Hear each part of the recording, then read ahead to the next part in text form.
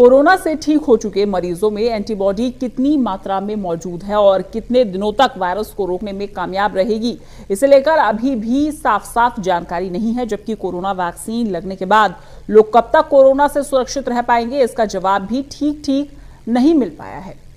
लेकिन अब अमेरिकी वैज्ञानिकों की स्टडी में जो दावा किया गया है वो राहत देने वाला है।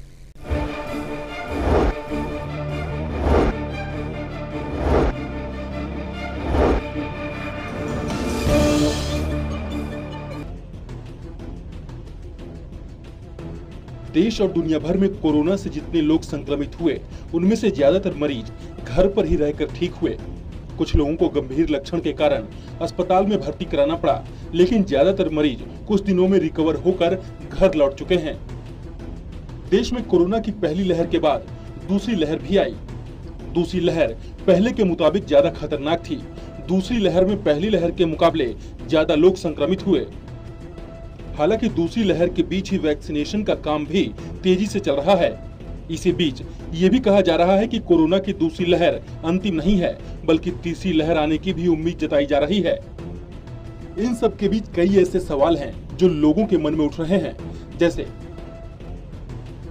कोरोना से रिकवर होने के बाद कितने दिनों तक दोबारा इन्फेक्शन नहीं होगा, कोरोना वैक्सीन की एक डोज लग चुकी है, क्या अब भी संक्रमित होने की उम्मीद है, कोरोना वैक्सीन की दोनों डोज लगने के बाद भी क्या कोरोना हो सकता है, कोरोना वैक्सीन लगवाने के बाद कब तक हम सुरक्षित हैं। दुनिया भर के वैज्ञानिक ऐसे सवालों के जवाब ढूंढने में लगे हुए हैं। अमेरिकी वैज्ञानिक इन सवालों को लेकर काफी रिसर्च कर रहे हैं। इसी रिसर्च के आधार पर अमेरिकी स्टडी में दावा किया गया है कि कोरोना से ठीक होने के बाद लोगों में वायरस से लड़ने के लिए इम्यूनिटी बन जाती है, जो 1 साल से लेकर उम्र भर बनी रहती है, जबकि वैक्सीन लगवाने के बाद इम्यूनिटी पावर और भी ज्यादा प्रभावशाली हो जाता है। अमेरिकी वैज्ञानिकों ने 2 स्टडी किए हैं जिनमें ये दावा किया गया है कि ऐसे लोग जो कोरोना से ठीक हो गए हैं और उन्होंने वैक्सीन की एक डोज भी लगवाई है, उन्हें वैक्सीन की दूसरी डोज लेने की जरूरत नहीं है। हालांकि स्टडी में यह भी दावा किया गया है कि ऐसे लोग जो कोरोना से संक्रमित नहीं हुए या फिर संक्रमित होने के बावजूद उनमें मजबूत इम्यूनिटी विकसित नहीं हुए हैं, उन्हें कोरोना की दोनों डोज लेने की जरूरत होगी। हालांकि स्टडी में यह भी कहा गया है कि ऐसे लोगों की संख्या बेहद कम है जिनमें मजबूत इम्यूनिटी विकसित न हुआ हो। रिपोर्ट के मुताबिक हमारे शरीर में ऐसी कोशिकाएं भी होती है जो वायरस को याद रखती है। जैसे ही कोशिकाओं को पता चलता है कि वायरस अटैक कर रहा है, तो ये कोशिकाएं एंटीबॉडी बनाना शुरू कर देती है।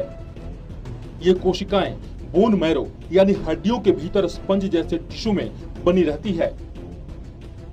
वहीं दूसरी रिसर्च के अनुसार बी सेल्स नाम की ये कोशिकाएं इन्फेक्शन होने के कम से कम 12 महीनों तक मजबूत और परिपक्व होती रहती है।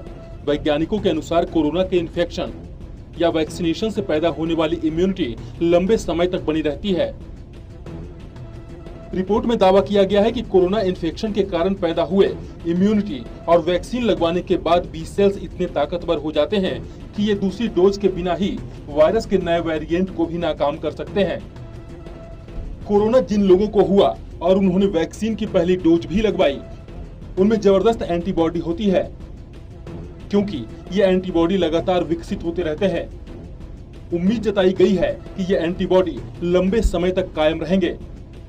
स्टडी में यह दावा किया गया है कि जिन लोगों को कोरोना हुआ, ऐसे लोगों में प्राकृतिक रूप से पहले ही एंटीबॉडी तैयार हो जाती है और साथ में अगर वैक्सीन की एक डोज ले लेने के बाद ये एंटीबॉडी इतने मजबूत हो जाते हैं कि ये किसी भी वेरिएंट से लड़ने में सक्षम होते हैं।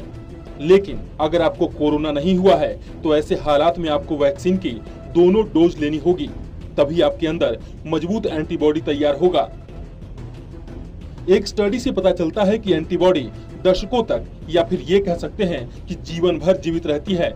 ये इस बात के संकेत हैं कि बी सेल्स लंबे समय तक रहती है। ऐसे में अगर इस रिपोर्ट की माने तो ऐसे लोगों में जिन्हें कोरोना हुआ और वो ठीक भी हुए और वैक्सीन की एक डोज भी ले चुके हैं, उनके अंदर एंटीबॉडी इतनी मजबूत हो जाती है कि वो कोरोना के वेरिएंट से लड़ने में सक्षम होती है।